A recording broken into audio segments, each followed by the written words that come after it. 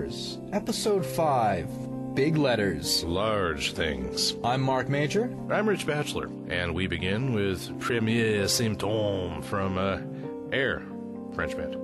When you look at this cover, you go, oh yeah, I get it. This reminds me of an earlier time. You mean like the sleeve inside the jacket? The main example I can think of is Led Zeppelin's third album, also known as Led Zeppelin 3. The one where you turn the wheel? Come to think of it, several Rolling Stones covers, especially Some Girls.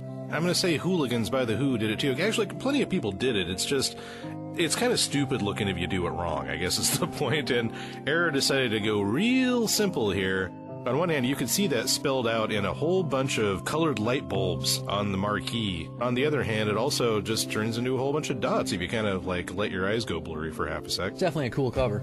Kids these days don't understand the jazz music. I know I've said this before. There's a paradoxically small amount of what I would actually consider jazz on this record. In little tiny letters next to the giant letters, it says like Folkways History of the Blues, and this is supposed to be their jazz primer. But it would be jazz from the very earliest days of when anyone even would use that word, probably. The very earliest days when it was being recorded. There's an awful lot of stuff on there that is basically blues, if you ask me, and a couple of stuff that I'm just going to have to sing it if I'm going to sum it up well, and here's how it sounds. It's, I'm just an old-time cartoon character walking down the street.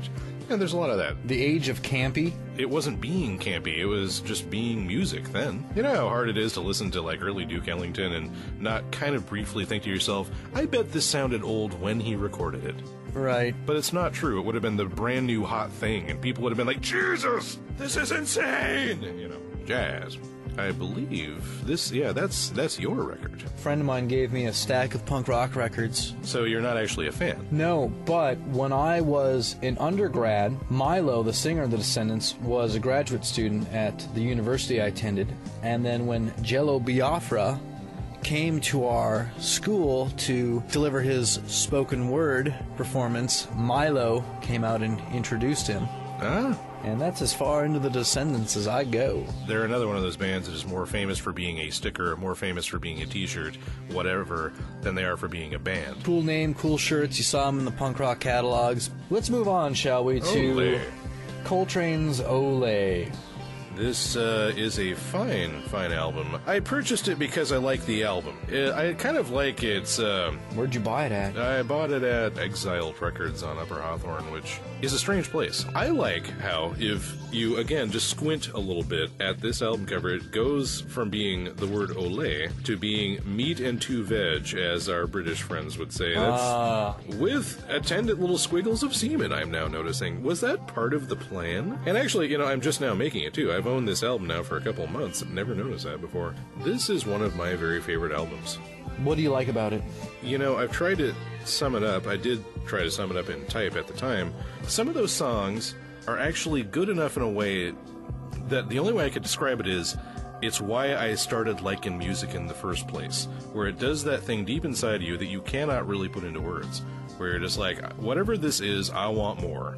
Frankly, this is a relatively restrained album cover, especially for these guys who are famous for their completely over-the-top and splashy album covers.